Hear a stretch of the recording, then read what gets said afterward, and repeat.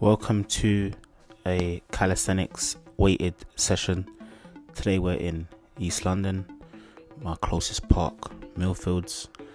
I'm accompanied by the 10 kg weighted vest and we are starting with 20 pull-ups. So I'm trying to incorporate training with the weighted vest at least twice a week and gradually working up to weight of 20 kg, but at the moment we've got a fixated 10 kg vest and we're just grinding out these last few reps. So I think I've got 2 or 3 more reps here, so I'm just pausing at the bottom, trying to get that full range of motion over the bar. And that's the last one, 20 pulls. Then we go into press ups. So I always mix and match between my pulling and my pushing. Here we go for 20 presses. Actually makes it a little bit easier with the vest because the vest comes into contact with the bar that I'm holding on to, so I don't get as low as I would if I had the vest off. And better yet, I could also do this flat on the floor so that I'm getting a bit more range of motion on the downward phase, fully extending on the way up. As you'll see, weather's a lot better in the UK at the moment, so utilizing that, I think it's been well overdue. And then you go into some inverted rows. So again, 20 reps, making sure on each repetition the vest is coming into contact with the actual bar, so getting that full range of motion and then fully extending on the way down. Here again, taking pauses as I was on the pull-ups, trying my best not to let go of the bar, but I do fall short of the 20 and do take a rest here, as you'll see. And then I get the last 5, just readjusting the gloves and getting the last 5 repetitions out. And then from here, I walk over to the dip station and I get 20 dips done. The dips are easy, so the pushing motion is a lot easier for me, like the press ups, and the dips are a lot easier for me than the pulling pull-ups and the inverted rows. But with all in due time, this will become the norm and I'll start doing it with a heavier vest. So the dips here, these dips are probably why I don't necessarily like training at Millfields. The dip bar to my left in the video is higher than the one to the right. So I don't know why they set these dip bars up like this, but it definitely feels weird when you do dips there. And it's gonna create like a slight imbalance. Today I had the battle ropes with me, so I had just finished training a client, to be honest, and they were using the battle ropes, so I thought let's incorporate this into my session, add a little bit of cardio aspect to it and mix and match. Instead of the norm pull and push, add some speed and add some power. And you can see how loose the bars are at Millfields. Can you see the bar moving? That's why I prefer to go to Langdon or Finsbury or Primrose, so many other parts where the bar setup isn't as loose as here. But that was a big burner, so this is something I want to incorporate, especially at Millfields, because it's so close to me. I can carry these battle ropes in my bag. And then we go into round 2 and we just switch from pull-ups into chin-ups, and we reduce the amount of repetitions from 20 reps. We are now 15 repetitions.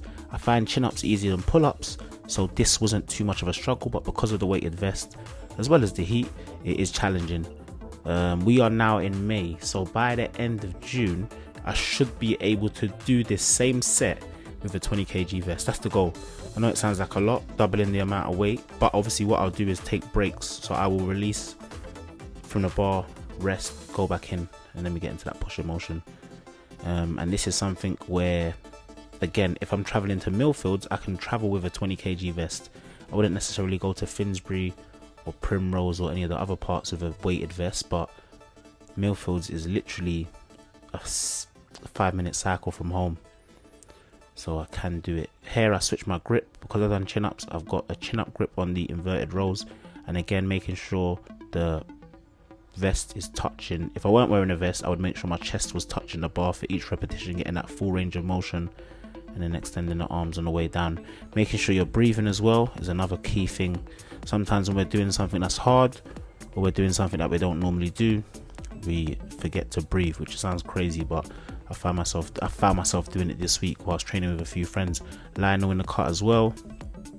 I've seen massive improvements from Lionel from when he was using the band to do bodyweight exercise to now he's just comfortable and he's actually incorporating the vest. So big up Lionel. Then you've got dips again, so 15 dips here instead of the 20. And then from here we go back into battle ropes again. Same thing, working on a speed drill. You can see the speed of the rope from here, and then the power, you can see how much power is being put in by how high the battle rope ends after adding that momentum and that drive. This guy behind, if anyone's ever been to Millfields, he's always there with clients. Not sure of his name, but yeah, he's he's got a nice client base at Millfields. See the power here in terms of the height. And that is round 2. And then after round 2 I go into the third and final round. So this Thursday session, it could range from 3 to 5 months in his zone there. Here I went for archer pulls. I haven't tried this with a weighted vest, so they do look a bit messy, I guess because my knees are quite separated, but this was hard. And then this will make my bodyweight ones a lot easier, and this will also help me with my one arm pull up. I definitely want to get a one arm pull up. So I done 6 there. No, sorry, I done 6 there, and then I just done pulls for the rest. And then again weighted press ups, but I add the knee drive here just to incorporate a little bit of core, because I didn't do, oh no, we did do core actually. At the end we done a whole 3 minutes non-stop core. And if you aren't familiar, I've got a core program because it's summer now. Everyone wants to be outside. Some people don't want to wear a vest because they want to show everyone, look, I've been working. If you want to get your core right, you definitely want to get Amnesia. So I'm going to actually have that linked in the video's description. If you've made it this far, you might as well subscribe because you're obviously interested in calisthenics and enjoying the video. And also check out my website. So my website has got clothing, it's also got my core program, it's also got blogs. Here is a new move that I stole off Mikey, big up Mikey. So you see the dips and then you see the leg raises, but we're going from the middle all the way to the left, back to the middle, all the way to the right. That one is a finisher. Try not to let your heels or your foot clip the bar, especially on those wider ones. It is hard, especially with a vest. It's hard enough without the vest, so yeah. And then that was the finisher of the third round, and then I just ended on battle ropes. So yeah, if you made it this far, big up yourself. I've got loads more calisthenics videos coming out.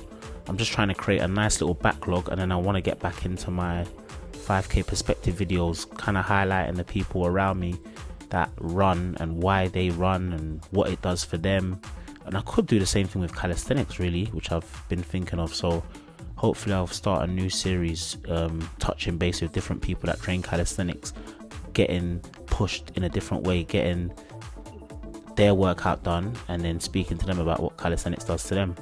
But that is all for today. Hope you enjoyed. Hope you can incorporate this. Even if you do this bodyweight, still a tough workout to do. If you don't have access to battle ropes, figure out something else to do cardio wise. It could be skipping, it could be running, it could be little sprints.